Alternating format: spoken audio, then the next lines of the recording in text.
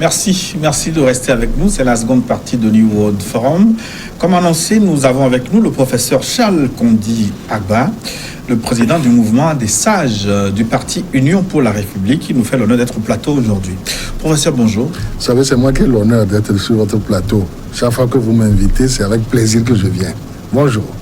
Nous vous invitons dans un contexte particulier. Oui. Le Togo se prépare pour une présidentielle. Le premier tour, c'est pour le 22 février. Oui. Professeur, ce qui se dit, mais pourquoi battez-vous encore campagne après, avec le président Faure, 3 mandats? Est-ce que les œuvres ne devraient pas parler à votre place? Pourquoi êtes-vous encore sur le terrain? C'est un exercice républicain classique. C'est un exercice républicain classique. Je peux vous donner un exemple plus simple qui est loin de chez nous. Actuellement, le président Donald Trump se prépare à battre campagne.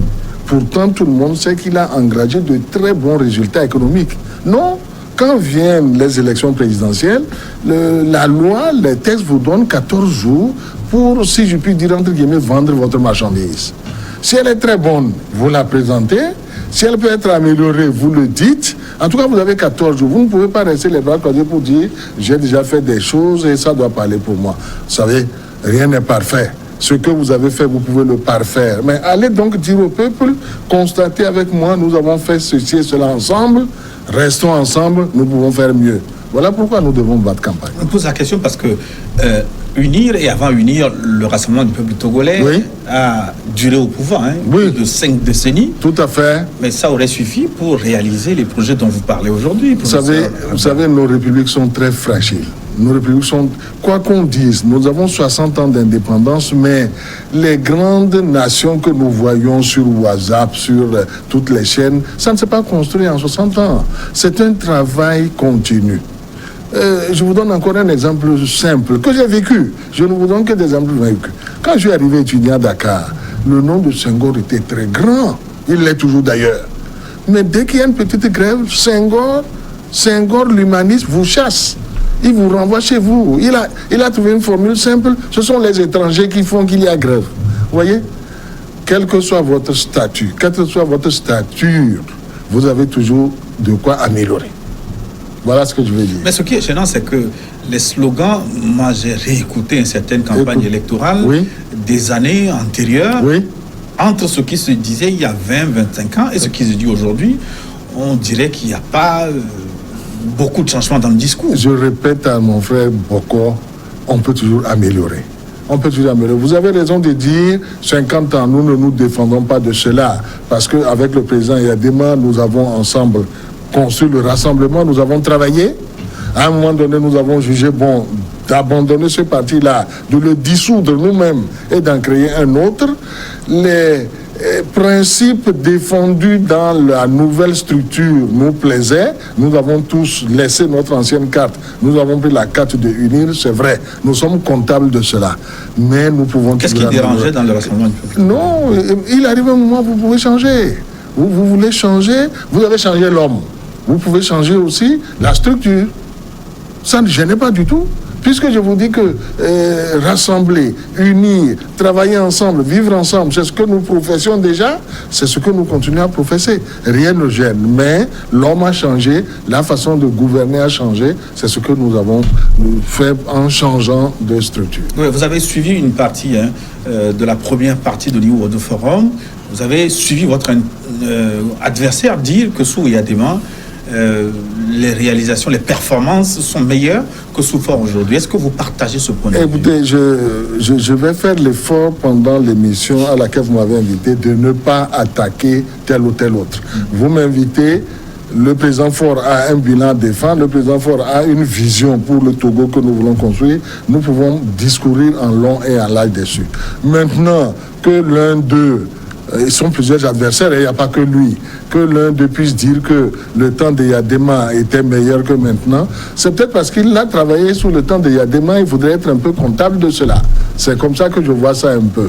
Mais bon, honnêtement, si nous pouvons parler d'autre chose, ça me mettrait plus à l'aise. Est-ce que le Togo d'aujourd'hui est mieux par rapport au Togo d'hier? Le Togo d'aujourd'hui doit forcément être mieux. Le Togo d'aujourd'hui, chaque jour qui vient, on fait mieux que ce qu'on a fait hier. Un exemple banal aussi, visible de tout le monde. Nous sommes étudiants, toujours au Sénégal. nous avons des missions, nous voyageons de nuit, et quand nous survolons Dakar, quand nous survolons Abidjan, c'est pas comme Paris, c'est pas comme Toulouse, non. Comparons les choses qui sont comparables. Nous sommes dans notre sous-région, mais ces villes-là sont brillantes. Avant, Lomé était noir. Et ça vous faisait un pincement au cœur. Mais c'est ça notre capitale. Désormais, M. Bokor, quand vous arrivez aussi sur Lomé, vous êtes content parce que la ville brille. L'éclairage public est partout. Nous avons fait un gros effort en matière d'électricité. Et nous continuons. Nous continuons. Nous allons même mieux. Nous faisons maintenant de l'électricité propre. L'électricité à mazout, il va falloir de plus en plus le laisser parce que, 1, ça coûte cher, 2, ça pollue. Nous sommes désormais lancés sur le photovoltaïque. Nous avons du soleil gratuitement à gogo et partout, le président Faure dit, nous allons créer des centrales photovoltaïques. La dernière en date a été inaugurée à Blita. À Blita, ce qu'on a là-bas, on peut illuminer toute la région centrale. C'est ce que nous allons multiplier. Donc, chaque jour qui vient, chaque jour que Dieu nous donne, on peut faire mieux que ce qui était hier. Oui, le Togo d'aujourd'hui est meilleur que le Togo d'hier. Mais les passifs, qu'on vous renvoie souvent à la figure, je voudrais vous parler de la santé parce que vous connaissez très bien le secteur de la santé. Tout à fait. Ayant été ministre de la Santé pendant plusieurs années. Pourquoi ça ne marche pas? Pas de construction de nouveau d'un hôpital de référence, les mêmes problèmes, les mêmes rengaines. Monsieur Bokor, pas de scanner. Vous me prenez disons 3-4 mois trop tôt. Si c'est un hôpital que vous voulez voir construit, dans 4 mois, réinvitez-moi. Je vous parlerai de l'hôpital Pellegrin qui va se construire au niveau du changement chinois. Vous le connaissez. En 4 mois, ce sera fini. Ah oui, tout à fait, tout à fait. Oui, rappelez-moi. Parce que c'est un hôpital de la nouvelle génération. Ce n'est pas comme des briques qu'on fabrique, on attend qu'elles sèchent avant. Tout ceci a été calculé, formaté, et on va juste assembler des blocs qui sont déjà préfabriqués. Mais ce Pellegrin ne va pas résoudre les problèmes. Hein? Non, certainement pas. Mais vous m'avez parlé d'hôpital de référence. Oui. Ça sera un. Ça te dire que partout où nous avons fait l'effort, nous avons commencé par les USP. Unité de santé périphérique. Parce que l'OMS nous oblige, l'OMS souhaite, l'OMS recommande qu'aucun malade ne soit à plus de 4 km d'un centre de santé. Donc, si vous allez à Kabou, si vous allez à Sanda, si vous allez à Fou, je parle de choses que je connais, que je vis, vous trouverez toujours des unités de soins périphériques. Un infirmier, une accoucheuse. Lorsque le problème dépasse ce niveau technique, vous allez à la préfecture. Lorsqu'à la préfecture, vous n'avez toujours pas trouvé satisfaction, vous allez maintenant au centre hospitalier régional. Nous en avons un à Dapon, il y en a un à Kara, il y en a même 2 à Kara. Il y en a à Sokodé. Toutes les capitales régionales ont donc ces CHR. Et enfin, nous avons les 2 grands CHU qui sont celui du campus et celui de Lomé. Oui, vous avez raison. Des centres mal équipés. On parle souvent de scanners. Monsieur Bokor, oui. La santé, c'est 2 choses. C'est le matériel, c'est la tête. Il faut pouvoir utiliser le matériel. Le tout n'est pas de vous amener le scanner si vous ne savez pas l'utiliser. Alors, il n'y en a pas le problème. L'hôpital de Tocoin est vieux. L'hôpital de Tocoin a été construit en 1954. Je connais la date. Je connais l'architecte. Mais à l'hôpital de Tocoin, qui a des structures vieillottes, vous avez les plus gros cerveaux de chez nous. Tous les professeurs dans toutes les structures, le CAMES les a formés, le CAMES les a formatés. Vous avez quelqu'un qui connaît votre mal, qui peut vous le diagnostiquer, quelle que soit la nature vieille ou pas du bâtiment, il va vous soigner. Mais sans le matériel de pointe, parce qu'ils se plaignent beaucoup, ces médecins dont vous parlez. C'est vrai. Ils font les formations avec du matériel qu'ils ne retrouvent pas dans les... Ça, c'est vrai. Et cela pousse certains à rester là où ils ont été formés. Un peu de sens physique, civique, j'allais dire. Et d'ailleurs, moi, j'assiste à cela. J'ai connu des étudiants qui avaient choisi de rester en Europe. Et de plus en plus, ils reviennent. Vous avez raison. Et l'État fait de gros efforts. Nous avons emprunté de l'argent. Nous avons emprunté de l'argent aux hindous, par exemple, la République de l'Inde. Et ils nous ont vendu du matériel. Est-ce qu'ils n'étaient pas aussi performants que nous le souhaitions? La question n'est pas là. Mais nous nous sommes endettés pour équiper nos hôpitaux. Peut-être que ça ne suffit pas. Il faut faire encore plus. C'est ce que je peux dire. Mais ce que vous dites, est-ce que ça peut satisfaire les Togolais aujourd'hui qui ont du mal, certains, disent qu'ils n'arrivent pas à se faire soigner sur place ici. Vous-même, quand vous avez petit bobo, vous prenez l'avion, vous allez à l'extérieur. Non, je peux vous assurer. Sur place, il n'y a pas de réponse. Je peux vous assurer que quand j'ai des bobos, les bobos du vieil homme que je suis, je me soigne à Lomé. J'ai ce qu'il me faut.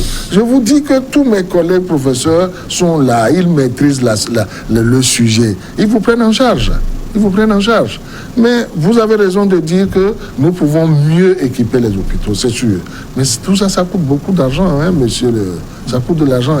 Et dans notre pays, tout est social. Moi, j'ai commencé par nous glorifier de ce qu'on a fait sur le plan électricité. C'est une urgence. Il faut de l'eau. Il faut de l'eau partout et de la bonne eau. C'est une urgence. Il faut des soins médicaux. Ce que vous me dites là, c'est aussi une urgence. Alors, gouverner, c'est prendre toutes ces urgences, faire une classification et au fur et à mesure des possibilités, résoudre les problèmes. Vous connaissez le président sortant, Faure Gnassingbé? Je connaissais l'ancien aussi. Oui, vous connaissez. J'ai eu cette chance-là. Vous avez même écrit sur les années Eyadema, oui. Ministre avec Eyadema, oui. C'est un bouquin que vous avez sorti. Oui. Quelles sont ses forces, Faure Gnassingbé?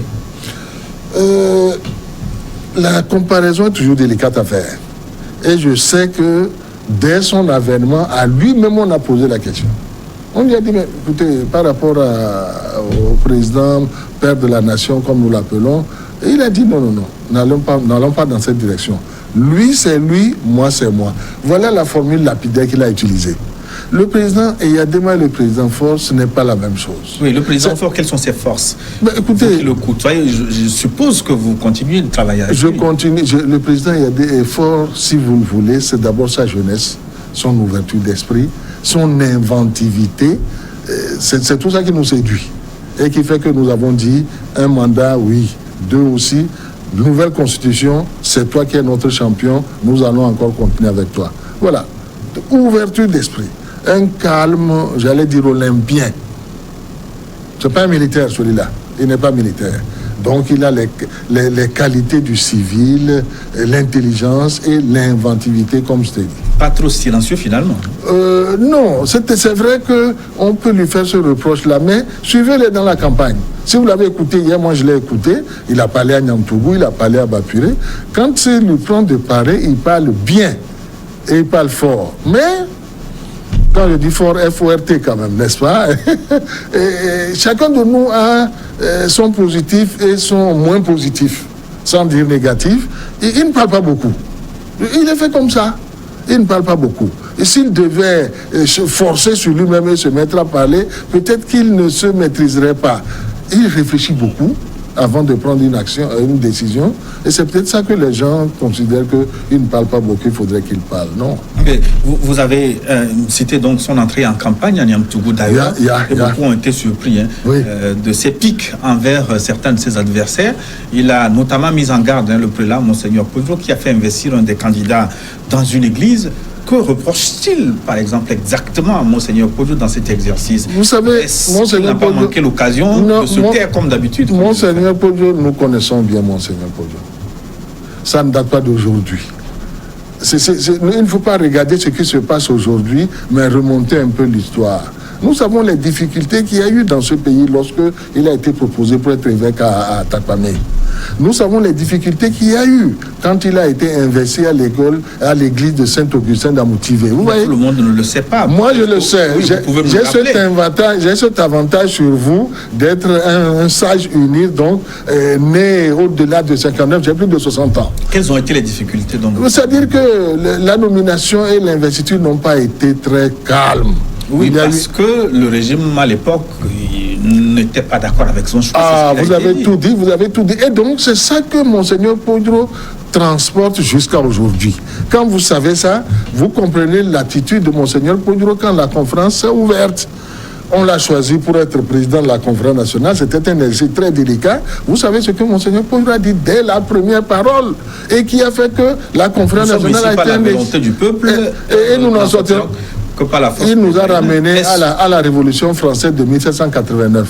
Automatiquement, les choses étaient gâtées. Vous savez que plus de la moitié de la salle s'est levée et c'était fini. L'échec de la conférence était consommé.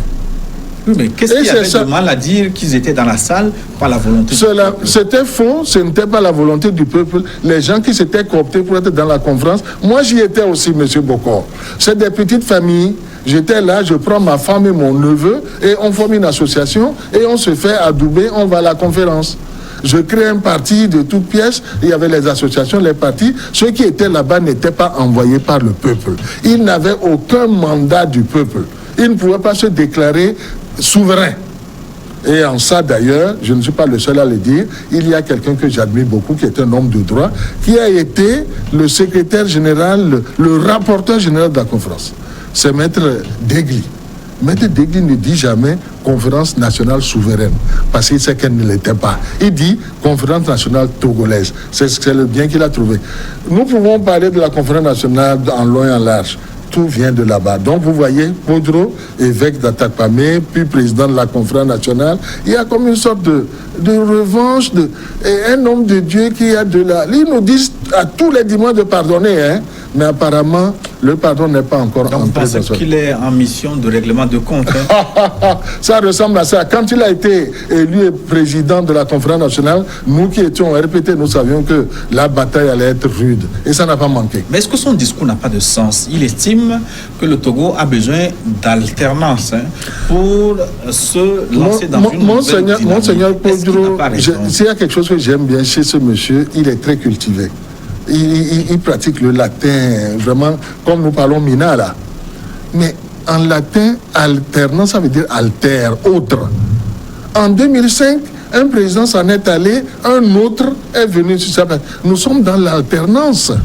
Nous sommes dans l'alternance. Professeur Agba, vous croyez en ce que vous dites? Je vous regarde bien dans les yeux, Boko, et je dis que alternance, ça veut dire un autre.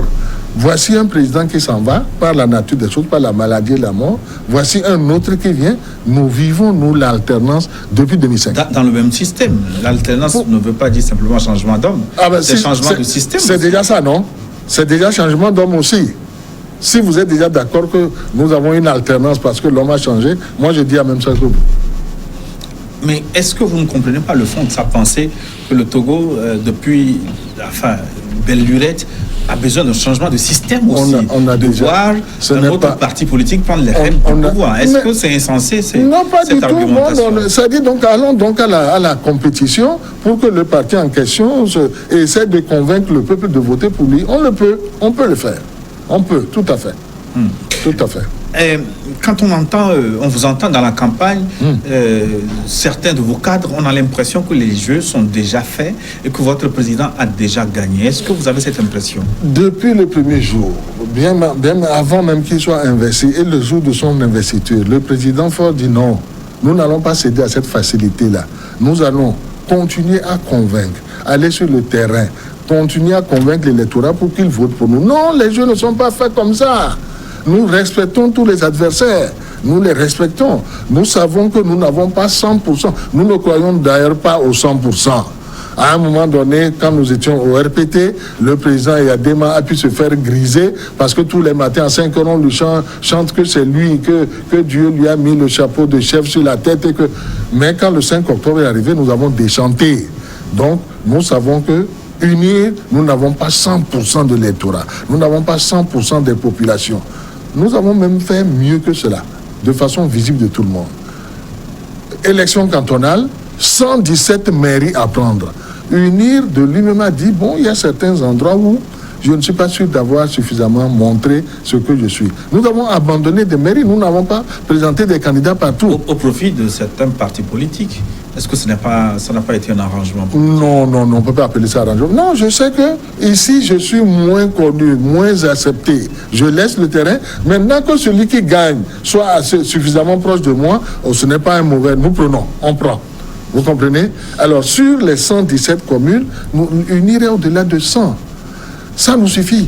La démocratie demande que tu as la majorité plus 1, tu peux gouverner. Vous comprenez? Nous n'avons pas besoin d'avoir 100%. Ce n'est pas Mais quand possible. on voit les choses dans le fond, est-ce que vous avez quelque chose à craindre? Vous avez une commission électorale nationale indépendante. dont la majorité des membres sont issus de votre parti, non, monsieur, proche de vous. Non, vous avez non, une cour constitutionnelle. Monsieur Boko, je ne peux pas accepter que vous disiez ça. Vous connaissez notre commission nationale électorale. Vous la connaissez. Elle est consensuelle. Elle est née de l'accord politique global. Nous avons tous, opposition et majorité, autour d'une table et écrit ce qu'elle doit être dans le code électoral. La commission nationale électorale indépendante est formée de 17 membres. Dans ces 17 membres, il y en a 5 de la majorité parlementaire. 5 de l'opposition parlementaire. C'est ce qu'on appelle paritaire. 5. Quelle que soit votre minorité, vous avez 5. On ajoute dessus 3 partis extra-parlementaires, ceux qui n'ont pas eu la chance d'avoir des députés. On ajoute là-dessus 3 sociétés civiles. Et il y a un dernier 17e qui représente l'administration, qui apporte l'argent. Vous vous dites qu'elle est majoritairement proche de nous? Mais il se fait que les 5 de l'opposition parlementaire, il y a un parti là-bas qui a signé un accord de gouvernance avec vous. Donc, mais elle est de l'opposition, oui ou non? Qui a un accord, qui a signé un accord avec vous. Il est de l'opposition ou n'est pas de l'opposition? Il n'est pas question qu'on ait signé un accord ou pas. Ils sont de l'opposition parlementaire, oui ou non? C'est ce que vous devez accepter. Les textes disent être de l'opposition parlementaire. Ils en sont. Donc nous avons respecté les textes. La Cour constitutionnelle, dites-moi, oui, vous avez aussi reproché quelque chose à la Cour constitutionnelle?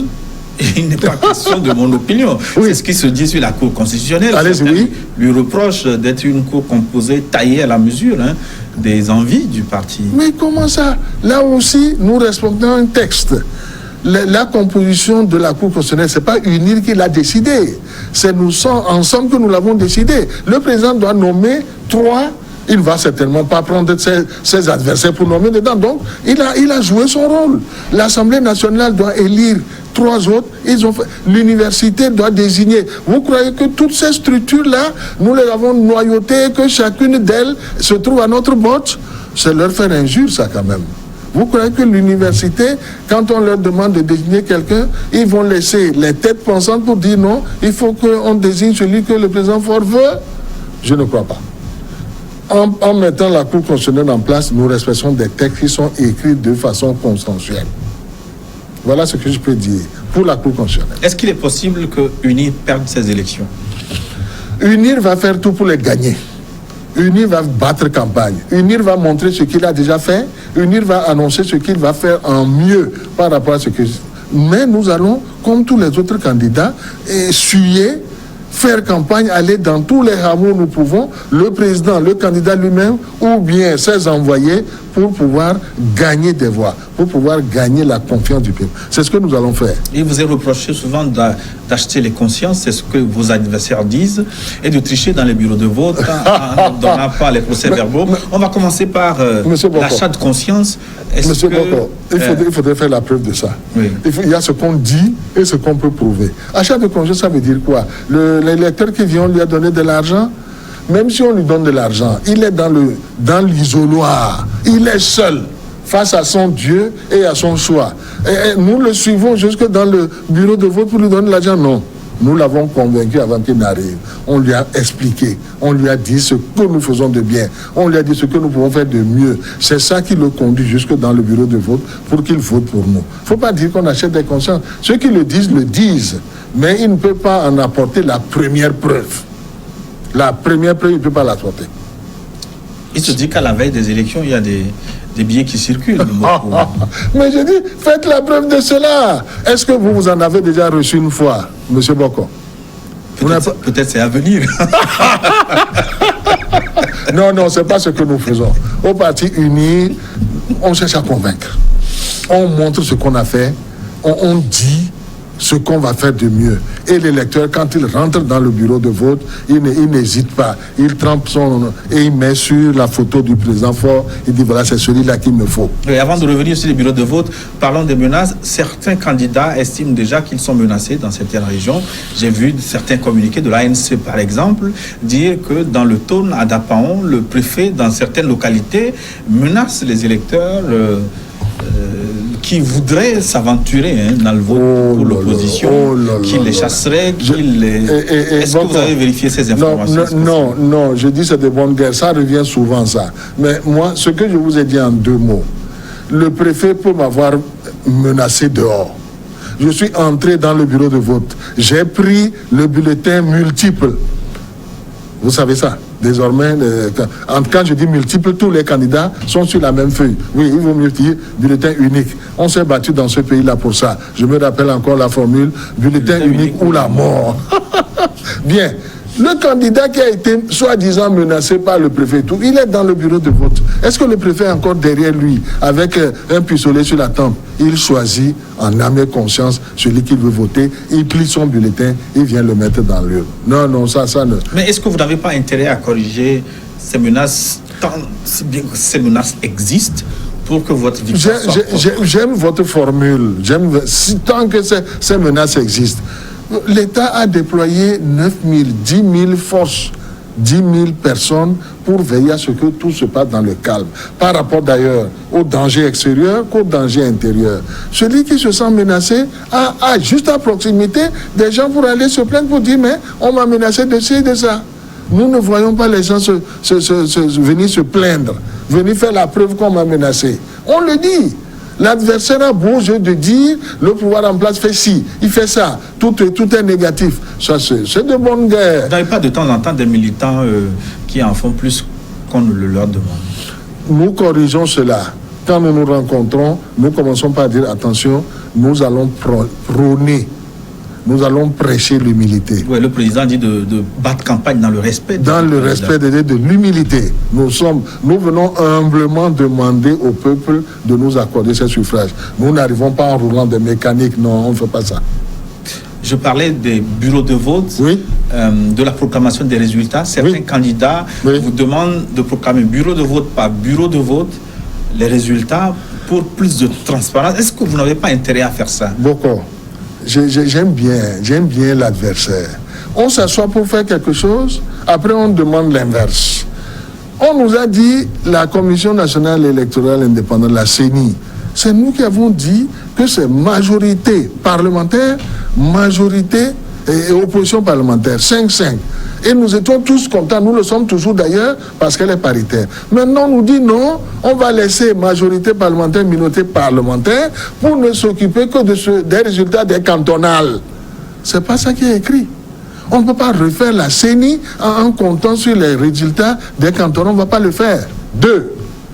La proclamation des résultats. C'est ensemble que nous avons écrit que lorsque vous êtes dans le bureau de vote, on compte. On ne vote plus jusqu'à 16h, 17h, 18h avant. On faisait le décompte avec des torches et des lampes. Ce n'est plus le cas. À 16h, il y a encore le soleil. Tout le monde voit clair. On ferme le bureau de vote et le décompte est public. Vous pouvez venir vous asseoir ou par la fenêtre suivre au tableau ce qu'on met. Lorsque les chiffres ont été inscrits, vous recevez le procès verbal. Mais tous les candidats n'ont pas les procès verbaux. Pourquoi ils n'ont pas le procès verbal? Il paraît que ça ne suffit pas, ce n'est pas imprimé en nombre suffisant. Oh, non, ce n'est pas vrai. Pour ce que j'ai toujours fait... Les délégués sont achetés selon ce que vos adversaires disent. Si vous prêtez oreille à ce que l'opposition dit, à l'adversaire dit, vous allez croire tout. Mais dans le bureau de vote, mais on sait le nombre de personnes qu'il va avoir, comment on va faire un nombre insuffisant. Le président du bureau de vote signe et chacun de nous s'en va avec son bulletin. Comment se fait-il que l'opposition n'est jamais arrivée à rassembler les procès-verbaux des différentes élections qu'il y a eu? L'opposition, alors peut-être qu'il n'a pas des représentants dans chacun des bureaux de vote. S'ils n'ont pas suffisamment de moyens, cette année, il y aura à peu près 9000 bureaux de vote. Il faut que chaque candidat puisse avoir les moyens de mettre dans chacun des bureaux de vote son représentant. Un représentant vrai. Un représentant vrai. Si tu n'es pas connu sur le terrain, je parle de mon village, tu es à Kabou, tu es un petit parti qu'on ne connaît qu'à Lomé, dans certains quartiers de Lomé. Tu viens à Kabou, tu me prends comme ton représentant. En réalité, je suis uni, tu ne le sais pas. La faute est à qui? À vous deux. Ah, comment nous deux? Comment nous deux? C'est toi le parti politique. C'est toi qui as le droit, le devoir de désigner un représentant qui t'est fidèle. Si tu n'as pas cette possibilité, si tu n'as publiquement que vous êtes unis au lieu d'être dans la peau. Alors là, donc, ce n'est pas le parti uni. C'est celui qui a été désigné. C'est bien ça, non? Voilà. Vous entendez beaucoup de choses. Vous lisez aussi, notamment les réseaux sociaux. Il dit que que vous faites souvent, vous gagnez souvent avec la fraude. Quand de tout ce vous que lisez ces choses, vous entendez ces choses, de tout ce que j'ai dit là, de tout ce que j'ai dit, où est la fraude? Si tu es un représentant, Boko, tu es candidat à la présidence, tu as mis dans tel bureau de vote un homme dont tu es sûr, il a ta carte, il est où est en fraude? Il est où? Est-ce que c'est au décompte quand on écrit au tableau? Est-ce que c'est lorsque le procès verbal a été donné, on lui a donné un exemplaire, il était dans la salle? Mais que chaque parti politique mette son représentant et que le représentant réponde de la fraude ou non. Le tout n'est pas de le dire. Encore faut-il pouvoir le prouver. Vous pensez que c'est un mauvais procès qui vous est fait? Tout à fait, tout à fait. Je ne pense pas que tout a été écrit. C'est de longues luttes que nous sommes arrivés au vote que nous pratiquons actuellement. Ce n'est plus comme avant. Ce n'est plus comme avant. Désormais, ce bulletin unique où c'est ton empreinte digitale ou le billet que tu mets et on décompte devant tout le monde. Tout a été fait pour qu'il n'y ait pas fraude. Tout a été fait pour qu'il n'y ait pas fraude et de façon consensuelle, nous avons tous dit, cette fois-ci c'est bon. Tel que nous le faisons, ça doit pouvoir aller. Alors après qu'on vienne se plaindre de ce qu'on n'a pas eu le bureau de c'est bizarre. Comment moi je peux partir sans prendre mon procès verbal ou alors je ne suis pas représentant. Il y a souvent des problèmes aussi dans la centralisation des résultats. En 2015, on a vu, par exemple, des scènes sur la télévision nationale, des scènes proches de la bagarre. Cette fois-ci... La CENI, c'est 17 membres. Si vous envoyez là-bas des gens qui ne veulent pas jouer le jeu et qui veulent devant les caméras et faire de l'esbrouf, etc., pour que, justement, 5 ans après, on continue à dire qu'on a vu de la bagarre, oui. Vous parlez de journaliste à Mouzoun, Pedro, je connais bien. On sait pour qui il roule et pourquoi il a fait tout cela. C'est pour que jusque 5 ans après, ça marque les esprits des gens. Oui, c'est le délégué de l'ANC à la CENI. Une CENI est censée travailler de façon consensuelle. Oui, mais le président aurait proclamé les résultats unilatéralement. C'est ce que reprochait Francis Pedro Amuzo à la CENI à l'époque. Mais il y a des délais à respecter. On ne va pas rester à pinailler pour que les délais soient dépassés afin qu'on dise qu'il y a eu un vice. Le président de la CENI a une responsabilité. Il y a des délais à respecter. Si vous restez là à tout tirer vers le bas, pour que les délais soient respectés, le président est en droit de dire non. Je suis le président, je m'en vais publier les résultats. Mais pourquoi la centralisation des résultats prend tant de temps? Pour un petit pays, c'est 600 km², 3 millions d'électeurs environ. Pourquoi la centralisation des résultats doit prendre jusqu'à 72 heures et au-delà? Je ne peux pas répondre à cela. Les moyens de communication peut-être. Si les résultats étaient donnés plus vite, est-ce que ça n'aurait pas évité vous savez, l'adversaire, quand il veut noyer le chien, il prétend qu'il est enragé. Quel que soit la vitesse. Non, je vais le vacciner. On ne soigne pas contre la rage, on vaccine. La rage, il n'y a pas de médicament. Donc, il faut vacciner alors le chien de l'opposition. Absolument. Non, je n'ai pas dit que les chiens de l'opposition, ouais. Ne me faites pas dire ce que je n'ai pas dit. Oui. Et 6 autres adversaires de Faure Gnassingbé, oui. Lequel redoutez-vous le plus? Bon, quand nous allons à une compétition comme ça, il est difficile de dire je redoute tel ou tel. Je cultive mes qualités. Je développe mes arguments. Et je fais en sorte d'être meilleur que tous les 6. De tous les 6, il n'y en a pas un qu'on craigne plus qu'un autre. Nous les respectons tous. S'ils ont accepté d'être candidats, c'est qu'ils ont des arguments à défendre. Bon, UNIR va se préparer pour pouvoir être meilleur que chacun des 6. Mais il n'y en a pas un qu'on puisse dire que celui-là nous le craignons plus qu'un autre. Non. Il y a Mensah Nkoyome Kodjo qui connaît bien votre maison. Il connaît donc ses failles. Il paraît que c'est un des critères qui aurait joué en sa faveur. Est-ce que celui-là n'est pas dangereux pour vous? Parce qu'il a des critères qui ont joué à sa faveur. Non, tout le monde sait que c'est le candidat de Monseigneur Kodjo. Moi, c'est ce que je sais de lui. Sinon, c'est vrai que quand nous étions tous camarade militant du RPT. Agbeoumé était l'un des plus zélés, c'est sûr. Il a été dans les jeunesses du RPT, il a été ministre de la Justice, il a été président de l'Assemblée nationale, il a été Premier ministre. Vous avez été ministre d'ailleurs sous Agbeoumé Kodjo. Moi, j'étais ministre de la Santé quand il a été nommé Premier ministre en octobre 2000. Oui, ça devait être quoi 98, je ne sais, 2000. Ou le 8 octobre 2000, si je ne me trompe, c'est ce jour-là que le gouvernement est sorti. Oui, je connais bien Gabi, c'est comme ça que je l'appelle. Agmessa Agbeoumé Gabriel, hein, est un ami, on se connaît, mais dire que nous le craignons, non, certainement pas.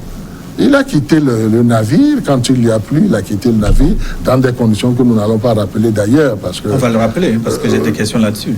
Bon, d'accord, vous me poserez la question, je vous répondrai. Parce que vous savez qu'il n'y a jamais eu passation de service entre Agbeoumé Kodjo et le vétérinaire Kofi Sama. Il n'y a pas eu de passation de service. Il avait déjà quitté le pays. Parce qu'il était contraint de quitter le pays, il disait qu'il y avait un plan pour l'assassiner. C'est pour ça qu'il a quitté notamment le pays. Désormais, il est revenu, il fait campagne, il est libre. Qu'est-ce que quelqu'un l'a assassiné? Oui, mais quand il est rentré par la frontière de Savikondi, il a été conduit en prison. Il est sorti par où? Vous savez où il est sorti par où? Non. Ce temps ancien-là, disons que Agbeoumé a quitté le RPT, il a quitté le pays. Aujourd'hui, après au but, c'est le MPDD, c'est un adversaire que nous respectons. Nous allons ensemble aller à la compétition et le meilleur gagnera. Oui, avant donc de démissionner du Rassemblement du peuple togolais, il avait sorti ce qu'on avait appelé un brûlot. Il est temps d'espérer. Il disait que vous étiez dur d'oreille au Rassemblement du peuple togolais, qu'il proposait des changements auxquels vous étiez très résistant. Il voulait des réformes que vous ne vouliez pas opérer. Nous avons, quel que soit le parti, qu'il s'agisse du RPT ou du UNI, il y a des règles. Vous ne pouvez pas être à la fois dedans et dehors. Je me rappelle, c'est ce que nous avons appelé les réformistes. Il était avec Daoukou Péré. Ce que dirait RPT, là c'est autre chose. Hein? Dans le RPT, il y avait des façons de contester ou de proposer. Ils n'ont pas suivi là. Et je me rappelle très bien la réunion du bureau politique, j'y étais, qui les a exclus du parti. Oui, mais c'était déjà, Agbeoumé Kodjo, il était sur ce plateau il y a un mois, 2 mois. Il disait qu'il avait fait tout ce qui était en son pouvoir pour réformer de l'intérieur le Rassemblement du peuple togolais. Les règles n'ont pas été suivies. Sinon, président Adema, c'est quelqu'un qui est très ouvert aussi. La façon de présenter ces changements-là, si elles avaient respecté une certaine procédure, elles n'auraient pas reçu cet accueil. Est-ce que vous n'aviez pas perçu ces changements? Il disait que l'économie était exsangue, le pays n'était pas bien gouverné, qu'il fallait s'ouvrir pour donner plus de chance aux Togolais. Quand on est Premier ministre ou président de l'Assemblée nationale, on ne parle pas comme ça. On ne parle pas comme ça. Vous êtes comptable, vous aussi, de ce qui se fait. Vous êtes comptable, vous aussi, de ce qui se fait. S'il y a eu des échecs, s'il y a eu de la mauvaise gouvernance au temps du RPT, Agbeoumé Kodjo a une part de responsabilité lui aussi. Il disait qu'il était dans un système qui était plus fort que lui. Ah bon, mais ça c'est... Bon, il faut ne pas être écrasé, il est parti. D'accord, laissons-le aller. Aujourd'hui, est-ce qu'il ne constitue pas une menace pour vous? Non, pas du tout. Vous m'avez posé la question, j'ai dit non. Vous me la reposez, j'ai dit non. Agbeoumé Kodjo a son parti, il a son mentor. Nous sommes déjà tous sur le terrain. Nous allons essayer, chacun de nous, de convaincre le maximum des populations. Et ma foi, le peuple souverain choisira. Parce qu'il est porté par une dynamique, il est appelé candidat unique de l'opposition. Ce qui n'est pas le cas. Sinon, alors donc, ça veut dire quoi? L'ANC aujourd'hui n'est plus opposition. Moi, je vois Jean-Pierre Fabre. Il est de l'ANC et il est candidat. S'il considère que... Donc l'ANC n'est plus de l'opposition.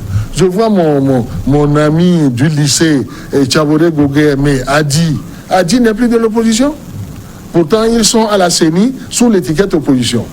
La CENI les reconnaît comme opposition. Et le professeur Olou, le PSR n'est pas de l'opposition. On ne peut pas avoir tous ces candidats-là, ANC, PSR, Adi, et dire qu'on est le candidat unique de l'opposition. C'est la méthode de Koué, ça. Oui, je suis candidat de l'opposition. C'est faux. C'est faux. L'opposition a présenté plusieurs candidats. Agbeoumé est le candidat de Monseigneur Podro. C'est ce que nous savons. Alors, comme on dit, oui. on va à ces élections le 22 février. Oui. Est-ce que unir alimenterait un peu la division de l'opposition aujourd'hui pour en profiter? Parce que les choses se passent. C'est très compliqué ça, ce que vous me dites là. C'est très compliqué. Nous avons tellement de choses à faire. Aller sur le terrain, convaincre l'électorat, montrer ce que nous avons fait. D'ores et déjà, faire entrevoir ce que nous allons faire de mieux. Pendant ce temps, nous sommes aussi dans l'opposition en train de les diviser. Non, ils sont divisés tout seuls, ce n'est pas nous. Non, ils sont divisés tout seuls. Et cela vous profite? Bon, ça c'est autre chose. Ça, c'est autre chose. Mais de toute façon, nous sommes actuellement dans un système à deux tours. Hein. Chacun d'eux peut vouloir tester sa popularité. Chacun d'eux a le droit de tester sa popularité. Puisque quand tu crées un parti politique, c'est quoi? Créer un parti, chercher le pouvoir, l'acquérir, gouverner et conserver le pouvoir. C'est ça un parti politique. Je ne vois pas Maître Tchassona créer son parti et puis quand viennent les élections, se cacher derrière quelqu'un. Non, il dit non. J'ai des choses à dire. Le parti Santé du Peuple, le pharmacien, il a des choses à montrer. Oui, Georges Cuesson, tout à fait. Non, chacun d'eux veut tester sa popularité. C'est son droit. Est-ce qu'il ne serait pas très risqué pour Union pour la République d'aller à un éventuel second tour? Tous les autres candidats vont se coaliser contre vous. Nous faisons nous aussi nos calculs. Nous regardons où ils vont prendre leur électorat. Est-ce qu'en réalité, ce n'est pas le même électorat qui se partage tous? Est-ce que ce n'est pas le même électorat? Nous avons nos assises, nous avons nos fiefs, nous avons le peuple qui vote pour nous. J'ai l'habitude de dire, quand on dit le peuple ne mange pas à sa faim, le peuple veut se dire, bon, ça c'est votre peuple, ça, parce que unir aussi à son peuple. Et notre peuple est majoritaire. Absolument, absolument. Qu'on ne me dise pas, moi je vais dans le village le plus reculé du Togo. Je suis fils de paysan, arrière-petit-fils de paysan. Dire qu'à Kaboul, les gens ne mangent pas à leur faim, c'est faux. La bonne terre togolaise est là. Nous avons chacun dans notre région notre régime alimentaire. Si tu es à Saint-Cassé que tu veux des omelettes au jambon, bon, ça c'est autre chose. Ça c'est autre chose. Mais si tu as cette pâte de mil qui nous a fait grandir, tu manges ta pâte de mil, c'est sûr. Nous allons vous poser quelques questions des téléspectateurs. Ah bon, d'accord. Avant d'arriver à cette conclusion, nous avons une question, par exemple, qui dit qu'est-ce qui est prévu pour régler le problème des médecins de la fonction publique qui passent le clair de leur temps dans les hôpitaux privés en délaissant les malades à leur propre. Ça, du temps même de Yadema, j'avais déjà répondu à cette question. J'ai été ministre de la Santé sur Yadema. Mais vous n'avez pas pu régler le problème. Bon, le problème, il faut le voir sous plusieurs angles. La santé, je vous l'ai dit tout à l'heure, c'est des structures, c'est de la quincaillerie, c'est du matériel, mais aussi c'est des hommes, c'est des têtes. Alors, si dans certains hôpitaux, de façon consensuelle et contractuelle, il est décidé que le matin, tu travailles pour l'hôpital, l'après-midi, tu as 2 ou 3 heures qui sont propres à toi. Ça existe, ça. Maintenant, il y a ce que j'appelle le mal nécessaire. Vous venez de dire vous-même que nous n'avons pas de structure de santé sur toute l'étendue. Ça ne suffit pas. Je ne vais pas chasser des médecins qui, parce qu'ils sont partis 1 ou 2 heures travailler dans leur cabinet, dire désormais toi tu n'es plus avec nous. Mais il s'agit pas avec quelle santé? Dans un pays voisin, au Bénin par exemple, une loi a évité cette forme, comment on va dire, d'inceste. Hein? Ah, le thème est très fort. Allez-y. Oui, expliquez-moi. Au Bénin, vous choisissez la fonction publique ou votre cabinet. Vous n'avez pas le droit d'ouvrir un cabinet en votre nom si vous exercez pour la fonction publique. Moi j'ai été ministre et je répète encore une fois qu'il y a ce que j'appelle le mal nécessaire. C'est pas bon, mais j'accepte parce que ça permet de soigner un plus grand nombre de patients. Un plus grand nombre de patients. Je ne vais pas mettre tous ceux-là qui ont cette déviation dehors parce qu'il ne va plus me rester justement d'hommes du métier. Okay. Plus rapidement maintenant, une autre question de nos téléspectateurs. Fort est-il à son 1er ou 4e mandat? Premier. Premier mandat, ça c'est de la mathématique nouvelle, ça? Non, ce n'est pas nouveau. Chaque fois que vous avez changé la Constitution, M. Boko, tous ceux qui commencent vont au premier. Alors donc, celui qui va gagner, mais c'est l'ancienne Constitution, ça. C'est l'ancienne constitution. Celui qui va gagner là, il fait un premier mandat de 5 ans. Jurisprudence, facile. Pour moi qui suis sénégalais, je vous le dis, quand le président Ouad a eu fait 2 mandats... Vous êtes sénégalais, vous êtes togolais, peut-être vous avez... Je vais vous le dire. Quand il a eu fait 2 mandats et que la constitution a été changée pour passer de 5 à 7 ans, ben, il s'est présenté une 3e fois. Et l'adversaire était en mode, non, tu as déjà fait 2 mandats, c'est fini. Non. Le Conseil constitutionnel du Sénégal, et tu peux penser qu'il y a là-bas des hommes de droit, on dit non. Comme la constitution a changé, on repart à 0, on bat les 4 à 0. C'est exactement la situation que nous vivons actuellement. Il y a d'autres questions, mais nous ne pourrons plus les... Posez-moi la question que vous voulez. Le temps d'aller, on va conclure. Oui. Alors, qu'est-ce que Faure Gnassingbé va apporter de nouveau si d'aventure il est élu le 22 février? Il a commencé... A-t-il encore du nouveau dans sa besace? Tout à fait. Il a commencé un certain travail sur tous les plans. L'agriculture, la santé, l'éducation, l'énergie. Nous allons faire plus que ce qui a été fait. C'est ça qui sera nouveau. Nous avons ensemble actuellement écrit un plan national de développement avec ces 3 volets que vous connaissez. L'un des volets dit, nous avons un beau port, nous avons un bel aéroport, il faut les exploiter mieux. C'est ce que nous faisons. La nuit, allez sur le bord de plage, vous allez voir le nombre de bateaux qu'il y a en mer qui attendent soit de débarquer des marchandises, soit de se protéger de la piraterie. Parce que c'est à Lomé seulement qu'on est protégé de la piraterie, M. Bokor. Nous avons formé nos forces armées et les pirates de Lagos ne peuvent pas venir jusqu'à Lomé faire de mauvais coups. Ils peuvent aller au Bénin, ils peuvent aller à Yaoundé à côté, mais le port de Lomé est le plus sûr. Il y a plus de 200 bateaux qui viennent se protéger. Le plan national de développement dit nos matières premières ne seront plus désormais des matières premières que nous allons vendre. Nous allons les transformer. Mais tout ça, c'est nouveau, ça. Voilà ce que le président Faure va faire dès qu'il va être réélu pour un nouveau quinquennat. Donc, tout ce qui manque à votre bilan maintenant, c'est l'alternance, on va dire. L'alternance, je vous fais un petit cours de latin. Alter veut dire autre. Nous sommes déjà dans l'alternance, M. Bokor. Merci, professeur Charles Kondi Agba. Nous arrivons donc à la fin de notre émission. En 30 secondes, est-ce que vous avez un dernier mot pour les électeurs pour le 22 février? Écoutez, je pense qu'ils ont vu eux-mêmes. Regardez-les droit dans les yeux. Et pendant les 14 jours, nous allons dire ce que nous avons fait. Nous allons montrer le bilan du président Faure et annoncer son programme pour le mieux-être des Togolais. Et je suis persuadé qu'ils choisiront le bon candidat, qui est le candidat Faure Gnassingbé. Donc Faure Gnassingbé, c'est le choix? C'est le choix du peuple. Merci, professeur Charles. Je vous remercie beaucoup. C'était un plaisir de vous avoir eu. Ce sera un plaisir de revenir. Et nous arrivons donc à la fin de notre plateau. Merci de votre aimable attention. Dans un instant, une nouvelle édition du journal sur votre chaîne. À très bientôt.